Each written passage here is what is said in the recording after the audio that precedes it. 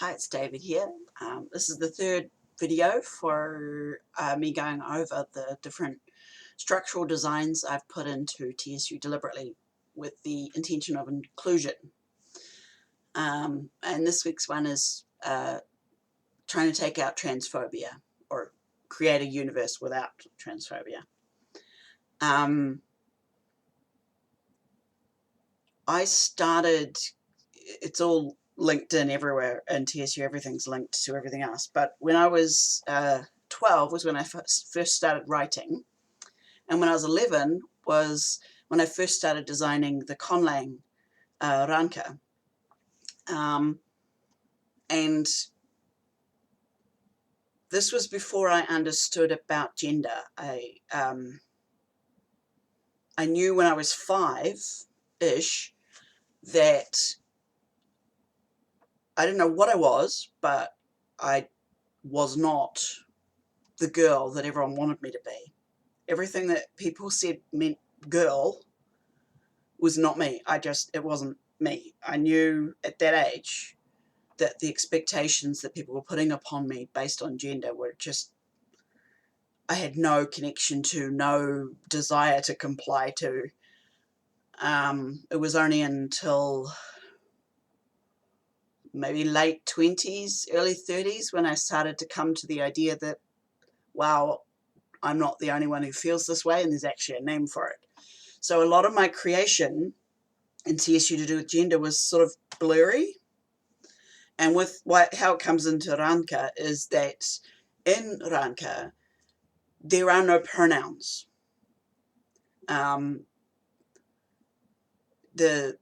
The word that you would use in place of a pronoun, like you or me, or us, or that person specifically, isn't gendered. It's just person.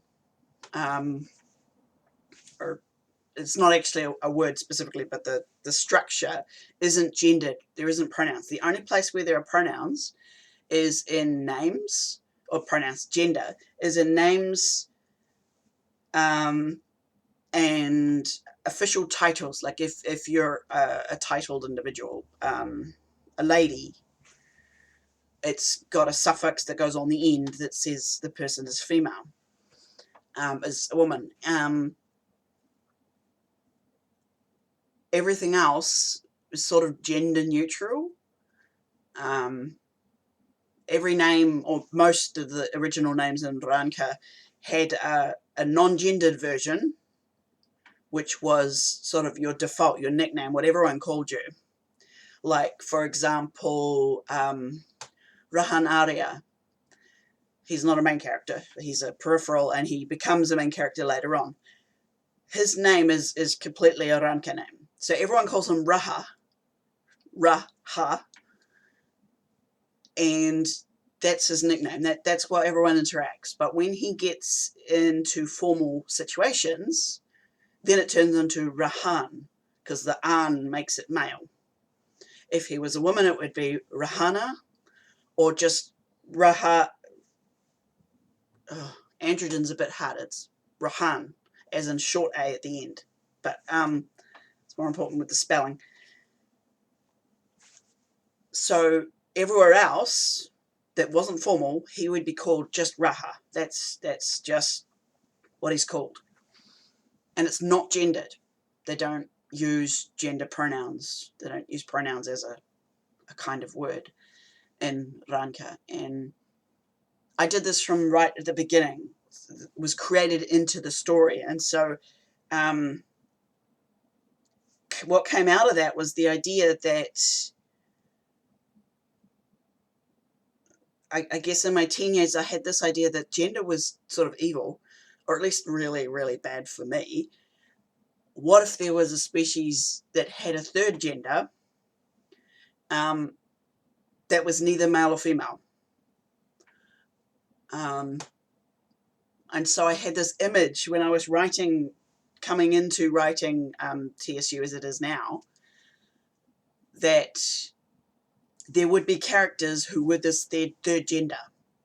It started out probably what we would call non-binary, but it turned, as I created through the last 20 years, it sort of turned into a third gender rather than a, like, instead of being halfway between or equally half male female, androgen is its own third independent gender. But in the early days, I had this vision that I've got to figure out how to, like, pick which characters are probably androgen. Like, I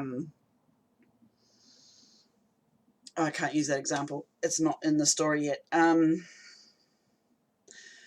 Probably Nala's mother's sibling, Renata Yen, the healer.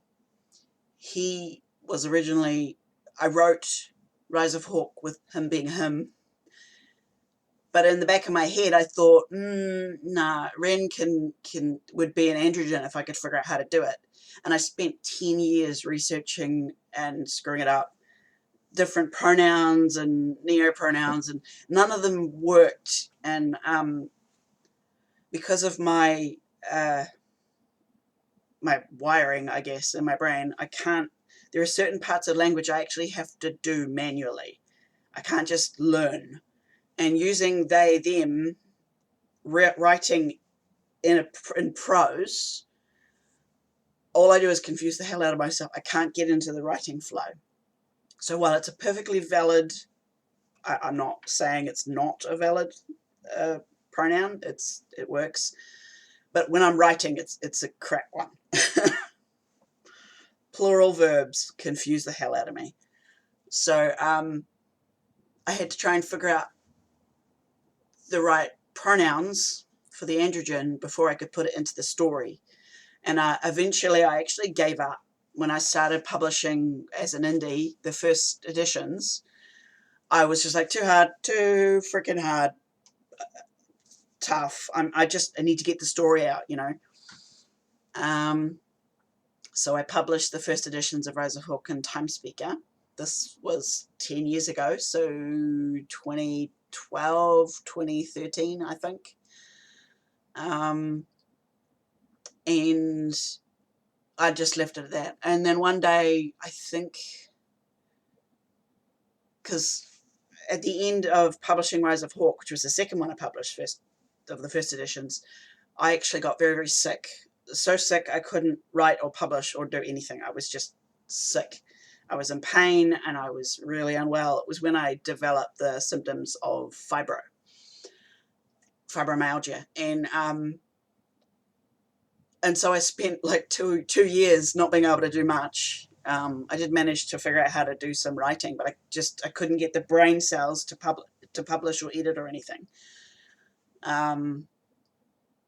Which is why I've published the first book, Rise of Hawk, but I've actually written, I'm rewriting Time Speaker. I've written Banshee Haven. I've written Trinigard, Chaos Gate, and Beyond the Gate. So it'll take a while, but in that process of being sick and unable to do as much work as I wanted to do, and then I also had a breakdown. Woo! I started doing a lot of reading and researching about gendered pronouns and neopronouns. They didn't use that word neo, but I like it. It sounds cool. Reminiscent of Matrix and stuff. But and I came to the conclusion that I'm never going to find a perfect androgen pronouns. It's going to be awkward. It's going to drive me nuts. It's going to not block, but slow down my writing process. But it was worth it if I could find pronunciation and spellings that could be inserted into the story, compatible with the canon and the conlang and everything, and I could still write with it. I'll stick with it, even if it's not ideal. And eventually I stuck to Zazimzia. And it was about then, at that point when I made the decision, well, it's going to be hard and irritating, but it's worth it, was when I started understanding that my feelings of not really fitting in as a woman weren't actually just gender non-conforming. It was, I'm probably not a woman. And so I then started bringing in and exploring my own gender through prose and ideas and creating the structures with TSU and everything, because I always work things out in TSU. And all of that, 10 minutes of introduction, gives you the prequel, the what happened, the process that led up to me going, I'm going to make it so that trans people are in TSU. I mean, before it had been, of course they are, there isn't any structure for it. It'll be in the blurry box, people can just add it themselves. It was when I decided to make it a thing, an actual structural part of the creation. I think that was about 4 or 5 years ago. So we get to the question that's supposed to be binding all of these videos together. What would a world look like, a fictional world look like, if it was created without transphobia? So I had to figure out what the problems were. Like,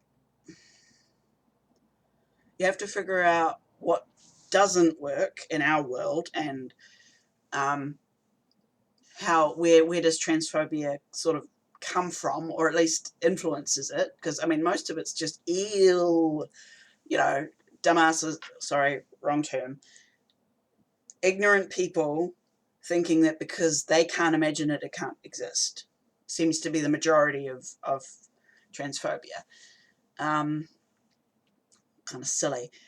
And so I thought, first, in order to push home specifically the situation, I have to, in the story, separate sex and gender. Absolutely separate them. And it's really confusing because we have the same words for sex and gender, which is one of the reasons why there's a problem. And I think it was about a year I spent trying to figure out this particular part, where I sort of figured if we keep the gender names the same, because that's all that actually matters. Because in a world where there isn't transphobia, everyone's gender would just be gender. Like, you treat a man like a man, whether he's got the secondary and primary sex characteristics or not. Like, I wouldn't need top surgery and hormones and whatever to be treated like a dude. I would just be treated like a dude. That's my vision of what the world would look like without transphobia. And so in order to bring that about, you have to separate the two, because they are they're separate. I mean, they're related, obviously, but they're separate. So I figured if we keep the gender words, the ones that we're familiar, male, female, or man, woman, and androgen, what I have to do is figure out a way of replacing the names for sex, which is a little bit harder. But I wanted to bring it into the story, to create it as if it's always been there. That's the purpose. So I went back to Ranka and went through, there's a creation story. It talks about there was a creator god that sings the universe into being, and part of that process is different species, the eldest ancestors of the different species, like the the wolf. I call them ancestor totem. I'm not sure if that's culturally appropriate. It'll probably be a better word later. But so the wolf with a canine ancestor is wolf. The feline ancestor is tigress. There's a bear, would probably be black bear. Brown bear? The big one, anyway. And I went into the creation story because all of the entire creation story is about the different groups of animals and insects and birds. And I tried to find a part of the story that was blatantly gendered, or a bit that I could tweak so that it was blatantly gendered. For example, tiger or tigress was always tigress. All of the myths around tiger are female. So I thought, right, I'll use that for what we would call assigned female at birth. And a Khan, which is wolf, was always male. For different reasons, but so I thought, okay, there we go. Wolf can be what we would call assigned male at birth. Androgen was a little harder because bear is not, and by default, they're grouped into different kinds of animals. So wolf, tigress, bear are the main predator animals, main land predator animals, ancestors. So I went around, and there's different kinds of birds. There's warbirds like hawk and eagle and falcon, and night birds like owl, or blackbirds like ravens and crows, and there's a peace bird, the heron or egret. And that was specifically non-binary, if you will. So I then took the heron ancestor totem image and put that to basically give the name for someone who's a hermaphrodite. So you've got 3 names for the sexes and 3 names for the genders, so they're separate.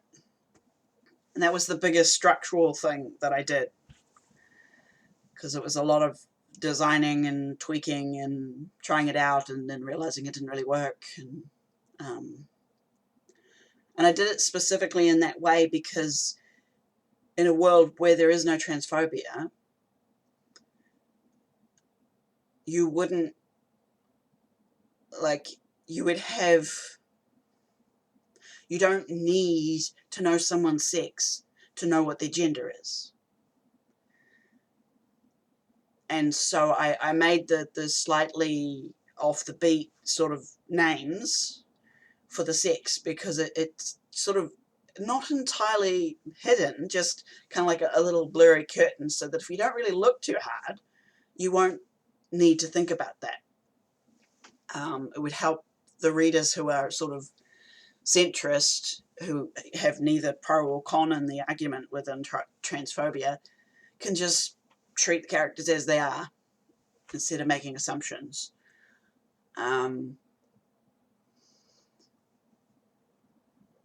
And another part I wanted to bring in was a lot of our, well, the main core problem in our society with transphobia starts with the fact that people assume, based on sex characteristics, that someone is going to fulfill these sets of gender norms.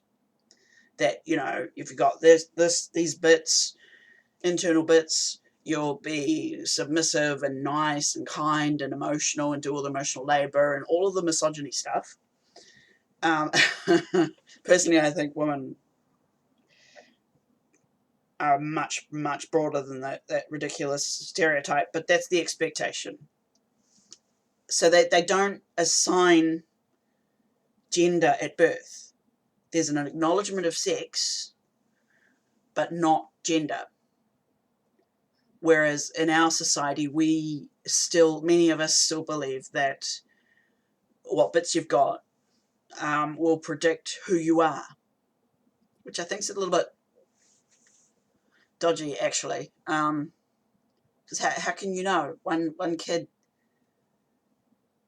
every kid is different, and we think that just primary and secondary sex characteristics are definer of the kind of person they are.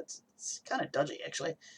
Anyway, we can save the gender theory or the discussion of gender for later, if at all. And so by putting into the structure that people aren't assigned a gender at birth, you'd also have to have I had to go through an edit that parents don't overly gender their children. Like, I mean, for example, Usher's child Temper is what we would call assigned female at birth, and Temper spends most of their childhood being comfortable with femaleness, being a woman or a girl, I guess. And then Temper hits teenage years, tween teen, and goes, this doesn't feel right, and says, no, I'm an androgen now, and her mum's like, okay, and they move on. So with parenting, there's looseness. People can just be who they are, assign their own gender. And as an extension of that, I made one of the like childhood, adulthood rituals. You know, you get a coming of age ritual in many different cultures. And in this one, because in this one everyone has a ritual or a moment in their life where they declare who they are. And it can happen multiple times, but there's a ritual sort of age 20, 21 when they have a ceremony and they get all robes and they declare their name and their gender, their identity to the world. This was originally in Ranka anyway, a ritual of declaration, basically, and I just sort of tweaked it a little bit into the story. And the reason why it's 21 is because when I was 21, I was sick and tired of my birth name and how everyone treated me because of my birth name and punished me because of my birth name and because of the history of my childhood as a victim of assault. And I had a coming out, a naming day. I legally changed my name. I would have changed my gender then if I'd known about trans being a thing. Like, I didn't know. I thought that's what rich people do and only trans women do. Like, I didn't know that I could do it too. This was in 2000. It wasn't sort of advertised. And there wasn't any discourse, so I didn't understand at that point. But I changed my name when I was 21 to my own last name, my own first name. I kept my middle name because it's a family thing. Connects me to my ancestors. My mum's line.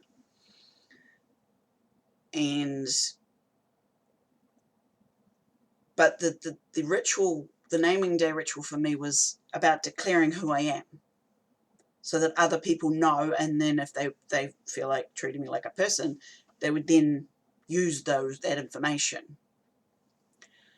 And that got written into the story as a naming day. And then I realized, after, separating gender and sex and putting in a ritual, coming to adulthood sort of ritual to declare one's gender and identity if they wanted to change their name, how do you, if the person is the one who defines their gender, because that's what it looks like, a non-transphobic environment wouldn't enforce wouldn't enforce gender on other people. So therefore the person has to be able to declare their own gender. And if you're in your friends, they'll know because you've told them. But how do you declare that to the world? And while, you know, you can say, hi, my name's David, I'm a dude, you know, when you introduce yourself, it wouldn't work in every situation. You walk into a store, you ask the store person, you know, where's this thing? And they say, yes, ma'am, and they go and find something, or yes, sir, and they go and find something, or yes, Sean, or whatever. You need some way of declaring the gender in a way that isn't, you know, here's my life story, you know, hi, here's my life story. And because I wanted to also open up gender expression,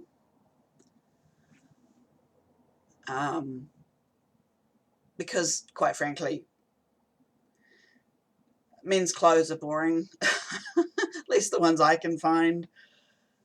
It's all sort of the beautiful colours and sparkly and shiny and soft, or satin or velvet, or, you know, material and colours and bling are all associated with femininity. So men get sort of this, it's usually much better quality clothes, like it lasts longer and it's comfortable, but it's always boring colours. And I wanted to open gender expression out so that clothes were not gendered.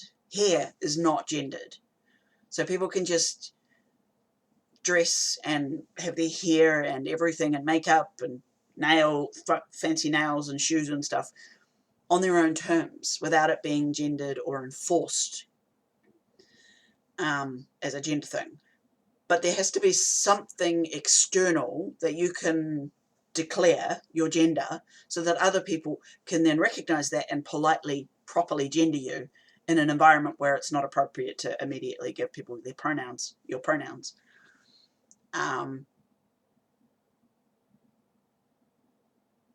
had thought you could do it by introducing yourself and gendering your name, but that doesn't work for every name. Like Dobid as a name, it's an androgen name, even though it's for a dude. It would be Dobby Dan, maybe. So I thought, well, I don't really want to fiddle with the language too much. So it has to be some kind of clothing. And I eventually got to the idea of having a sash, like the obi sash on a kimono, and have the position from either sort of armpit height down to hip, across the hips height, low, to discern what gender you are. And so up high, either in your armpit or under the breastline, would be female.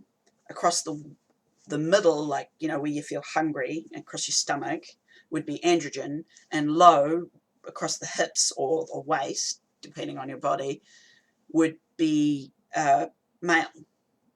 I also added in that without a sash, like if it's past your butt, the line, the waistline was past your butt, you could actually be, that's a quiet way of saying, you know, use they, them. Although primarily it was probably for kids. You know, kids wouldn't need a waist, they would just need a top shirt that's a bit long and some pants. Where was I going with all of that? And so to bring in the gendered obi sash or belt or just the visual waistline is a way of declaring, because you put your clothes on. So you choose what gender you want other people to gender you as. And in an environment, in a culture that doesn't have transphobia, people go, oh, okay, you know, middle sash means hermaphrodite. Not hermaphrodite, sorry, androgen. So use they, them, there. So it's that those ones get the biggest problems that transphobia bring up or are enforced on us in our world. So they're kind of not fixed, but it wipes away a lot of the problems that we have. I'm sure I've forgotten something in my creation, because I don't know. I'm not I don't study this at university. I just read a lot. But I figured those three main things, separating sex and gender, giving someone a coming of age ritual, part of the culture where they can declare who they are, and having a gendered obi sash, so then everyone's free to wear whatever the hell they want, and only the sash defines their gender, so other people can automatically gender them properly. Those three big things would fix most of the problems, most of the issues, and we can, fiddle with the little details later. I also added in, because I have this, I always have big dreams. I have this, I've been designing and plotting a TV series set in Timespeaker universe with its own sort of canon set of events, which I may or may not just write into small short stories. Each episode's about 20, 30,000 words. They're not huge. But I imagine having a TV program, and you would need boxes and percentages and ideas, like specific rules for sort of, TV channel-y type people to do, studios to follow. And so I thought, why not do 20%? 20% of people, their gender doesn't match what we would say match. They're assigned sex. So 1 in 5 characters have to be what we would call a trans person. The characters wouldn't use that word, that terminology, because if you're a dude, you're a dude. It doesn't matter what your bits are. And so I also added in the 20%, just so it's a general average. I don't actually follow it. I'm going to try better later, but the first 2 books, it's introducing people to the universe, so it's not really fair to throw lots of different details in for people to learn overnight. Steep learning curve. So yeah, 20% of people, their gender is different to what we would assume to be based on their sex. So 1 in 5. At the moment, I believe they believe the average is somewhere between 2 and 5% in humans. I personally think it's probably a bit more if we actually if we took transphobia out of our culture and just let people be who they are. I think it would be a bit more, but I can't prove it, so it's just me going, this is my opinion. But in TSU, in the Artimanan species specifically, it's 20% of people. So it's a decent number. Right. I have picked 3 characters who are absolutely definitely what we would call trans. Just to show that there are actually characters whose sex doesn't technically match their gender. The most obvious one for me, the only one that I have been specifically and completely out about in the prose, particularly in Banshee Haven, just book 3, is Hook. He is a dude who is a hermaphrodite. So, heron, he's heron sex, or Adan sex, or Ada sex, depending on the sentence structure, and male gendered. So one day it would be really cool if we could get a trans man to play him. If we have movies and stuff. The next person is Lalan, who everyone meets near the end of Rise of Hawk. And she is also a hermaphrodite, but female gendered. And her, even though it's not described, her name is actually an androgen name. Because her culture, Ronin, the overarching culture that grounds the 5 cultures of the 5 nations, the Ronin is Zitan, and how they generally gender names, or how they they do names slightly differently. So her name comes from La, and the L in Ranka, some sounds have different aspects of meaning. So L, La, comes from, or Len, I think, Lena. Anyway, the L letter comes from a connection to Mother Nature, to the forces of nature, to physics, to black holes, as well as trees. And that nature is inherently female, or womanly. And so her name starts with Lila, which is girl. Like Lila is a girl's name. You don't name a boy Lila. An, however, is the male suffix, gendered suffix for the end. So the first half of her name is girly, and the last half of her name is boyish.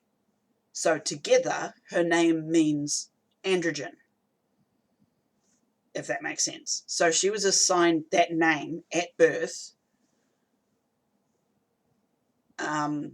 because culturally the Zitan tend to sort of be a little bit more blunt. Irana comes from the dominant culture is Tishalan, and they're a little bit more subtle, a little bit more politically speak. Yeah, sort of British, understated, which is ironic because Tishalan are the white people and Ronan are the black people. But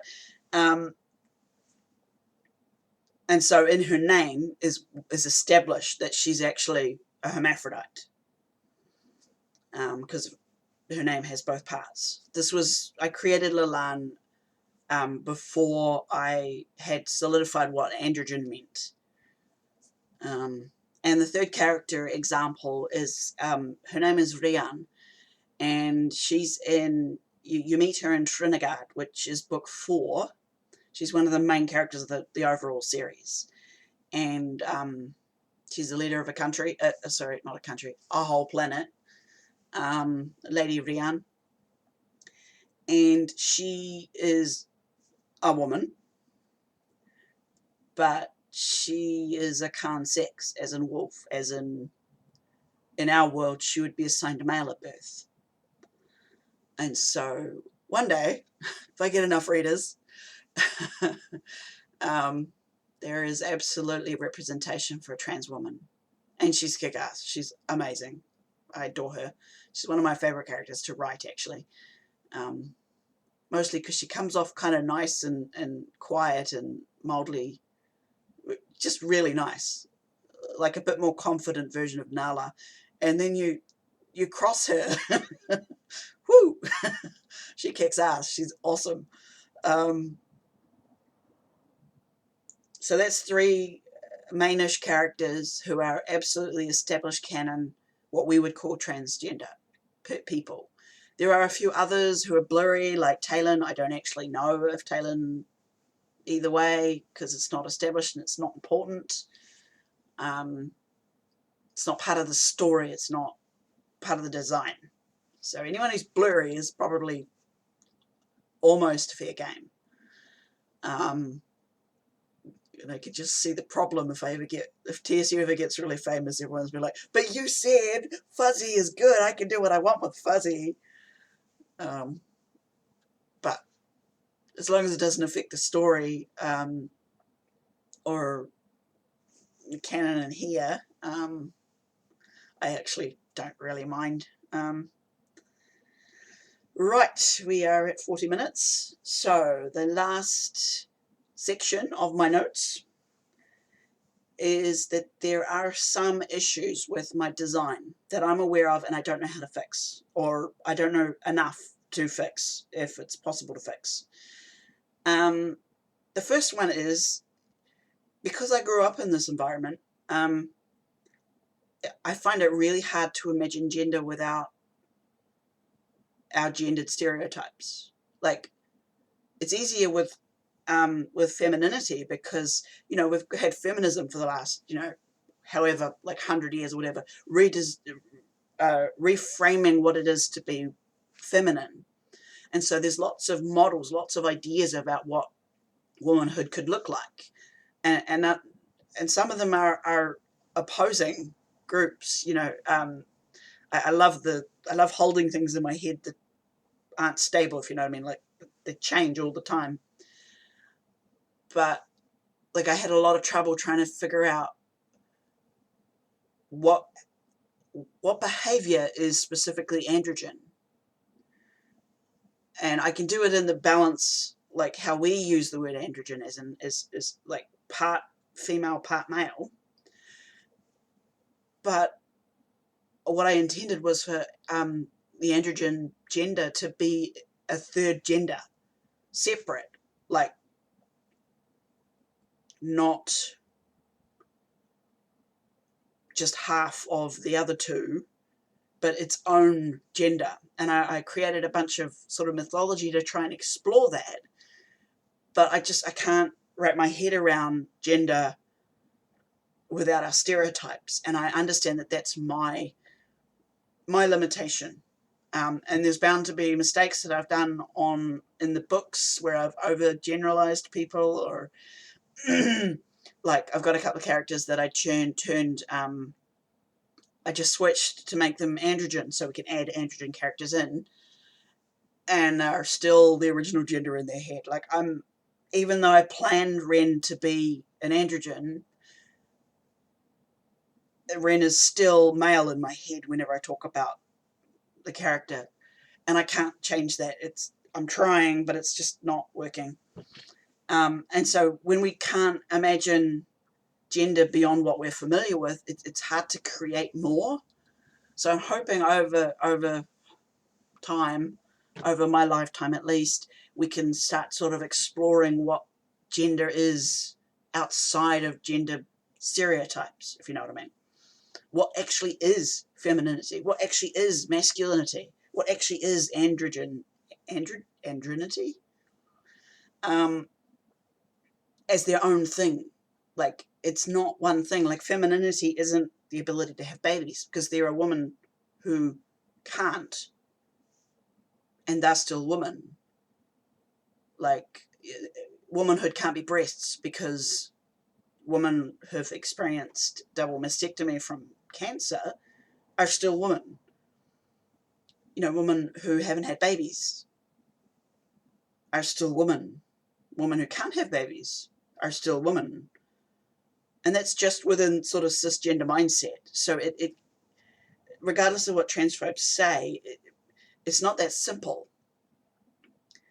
But I don't have the information to imagine more. I don't know how to describe that. I just am aware that everything's too blurry at the moment. There's sort of, we're in this state of flux. One group of people, or a sort of group of people, are trying to hold on to the old stereotypes, but another group is acknowledging that those stereotypes are no longer serving us as a culture, as a species, and we need to try and reinvent it. But sort of everyone's sort of, we're in the playing with it phase, if you know what I mean. There aren't any distinct answers, and I actually wonder, philosophically at least, is there actually an answer? There may not be an answer. Ultimately, we may end up not having gender at all. Not how we recognize it anyway. But I don't know the answer to that question, so I can't design it or put it into the universe, because I don't know the answer yet. Another issue that I've been aware of is that there are lots of different neopronouns, and I've only created the 4 sash positions, you know, for women, for androgen, for men, and for people who use they, them. And there are so many more neopronouns, so many more ways of expressing gender. I mean, I met someone on Twitter, I think last year, and they like to use it as a pronoun, and that confuses me, because to me it is dehumanizing, but they were fine with it. It was like a reclaimed slur or something, which is kind of cool. And there isn't room. There isn't room for all of the varied definitions and neopronouns and all of that. So it's not that TSU excludes those groups. It's just I can't specifically design for all of them. I mean, people can eventually build their own characters, their own ideas, their own stories in TSU one day, when I've got enough fans for more fan fiction, and they can explore it within that context. I'm just giving sort of a loose skeleton for people to play with.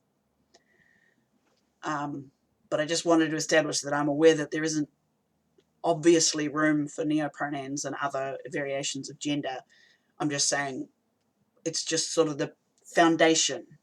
We can build more on top of it later, or now, whatever. I'm not against people moving that around. And my last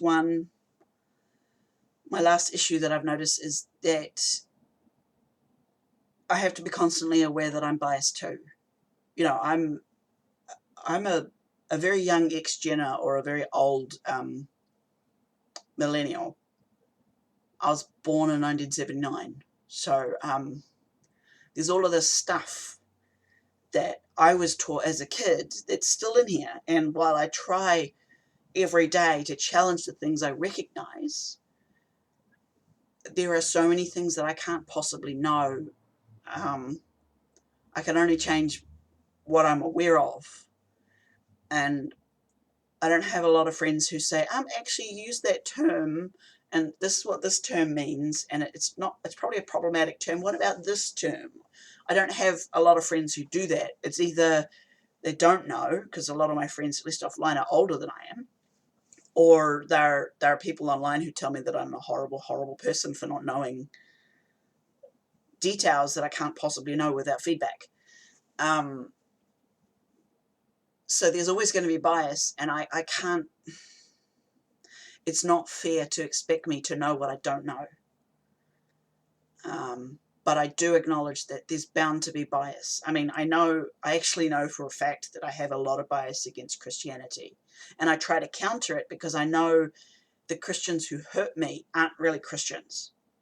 They're hateful and cruel, and they use their book and their religion as a weapon, and that's not what their own prophet, their own Messiah, taught. But I have that bias because I've been abused in the name of God, Jesus or whatever, so many times. So I have that bias, and I'm aware of it, and I try to counter it, or at least close my mouth when it wants to come out in inappropriate contexts.